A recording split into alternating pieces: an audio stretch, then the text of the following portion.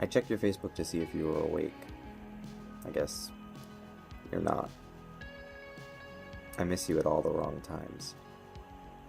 I ask you questions when you're not even in the room with me, and we haven't even talked for...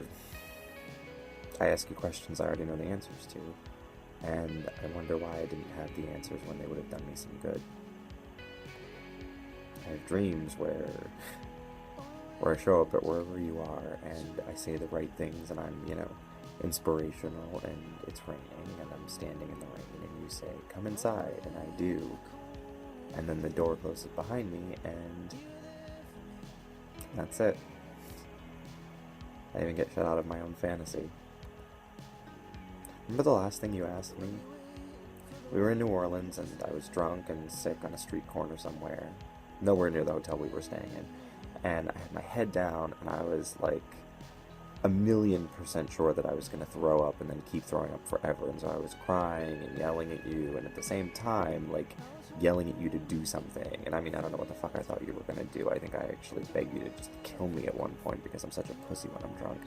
And you sat down next to me on that street corner, and you waited for, like, the drool to fall out of my mouth, and my gasping and swearing and just bitching to, pause for a second, and then you asked me, you said, Ace, how long are we gonna do this?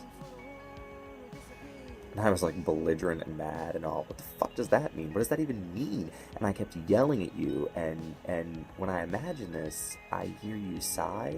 Like, I actually hear you sigh, and then you get up, like you did, I remember that. You get up and you walk away.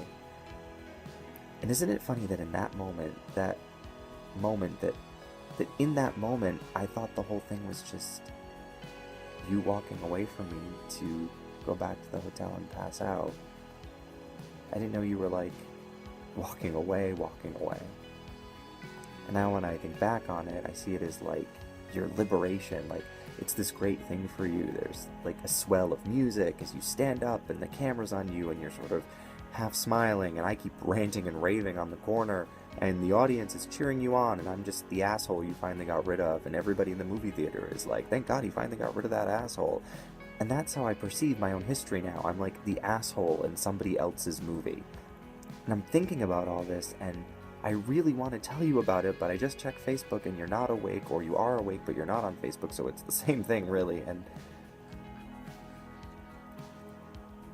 I went back last year to New Orleans, and I did not get drunk.